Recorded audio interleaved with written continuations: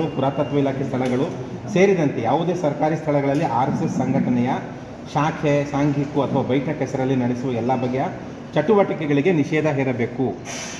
ಯುವ ಸಮುದಾಯದ ಮನಸ್ಸಲ್ಲಿ ಭಾರತದ ರಾಷ್ಟ್ರೀಯ ಸ್ವಯಂ ಸೇವಕ ಸಂಘದ ಹಿನ್ನೆಲೆ ಗೊತ್ತಿಲ್ಲದೆ ಇರ್ತಕ್ಕಂಥವ್ರು, ರಾಷ್ಟ್ರೀಯ ಸ್ವಯಂ ಸೇವಕ ಸಂಘದ ಕಾರ್ಯಚಟುವಟಿಕೆ ಬಗ್ಗೆ ಮಾಹಿತಿಯ ಕೊರತೆ ಇರ್ತಕ್ಕಂಥವ್ರು, ಕೇವಲ ತಮ್ಮ ಪ್ರಚಾರಕ್ಕೋಸ್ಕರ ಚಟದಿಂದ ಮಾತನಾಡ್ತಕ್ಕಂಥವ್ರು ಈ ರೀತಿ ಹೇಳಿಕೆಗಳನ್ನು ಕೊಡೋದಕ್ಕೆ ಸಾಧ್ಯ.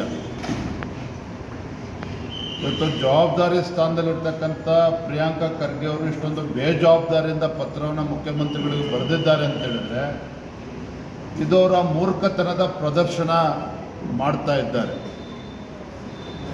ರಾಷ್ಟ್ರೀಯ ಸ್ವಯಂ ಸೇವಕ ಸಂಘದ ಬಗ್ಗೆ ಈಗಲ್ಲ, ಹಿಂದೆ 2-3 ಬಾರಿ ಇದೇ ರೀತಿ RSS ನಿಷೇಧವನ್ನು ಮಾಡಿರುವಂಥ ಪಕ್ಷ ಕಾಂಗ್ರೆಸ್ ಪಕ್ಷ.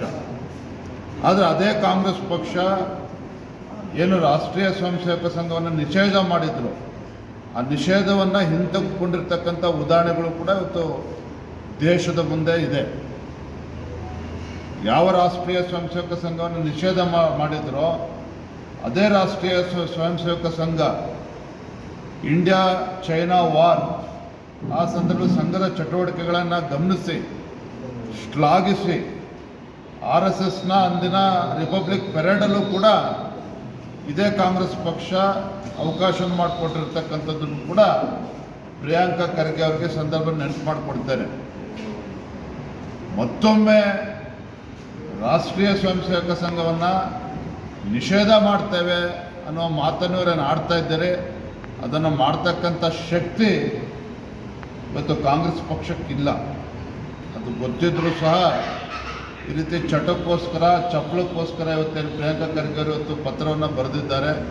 ಬಹುಶಃ ಎಲ್ಲೋ ಒಂದು ಕಡೆ ಮುಖ್ಯಮಂತ್ರಿ ಸ್ಥಾನದ ಮೇಲೆ ಅವರು ಕೂಡ ಕಣ್ಣಿಟ್ಟಂತೆ ಕಾಣ್ತಾ ಇದೆ. ಹಾಗಾಗಿ ಗಾಂಧಿ ಕುಟುಂಬವನ್ನು ಓಲೈಸ್ತಕ್ಕಂಥ ನಿಟ್ಟಿನಲ್ಲಿ ಈ ರೀತಿ ಪತ್ರವನ್ನು ಬರೆದಿದ್ದಾರೆ ಅಂತ ಕಾಣ್ತದೆ. ಹಿಂದೆ ಸರ್ RSS ಮತ್ತು ಅದರ ಅಂಗಸಂಸ್ಥೆಗಳಿಗೆ ಏನು ಜಮೀನು ಕೊಟ್ಟಿದ್ರಿ BJP ಅವಧಿಯಲ್ಲಿ, ಅದನ್ನು ವಾಪಸ್ ಪಡೆಯುವ ಪ್ರಯತ್ನ ಕೂಡ ಆಗಿತ್ತು ಈ ಸರ್ಕಾರ ಬಂದ ಆರಂಭದಲ್ಲಿ. ಅದಾದ ನಂತರ ಮತ್ತೆ ಈ ಸಂಬಂಧ ಪದೇ ಟಾರ್ಗೆಟ್ ಮಾಡ್ತಾ ಇದ್ದಾರೆ ಸರ್ ಪ್ರಿಯಾಂಕಾ ಖರ್ಗೆ ಅವರು. ಟಾರ್ಗೆಟ್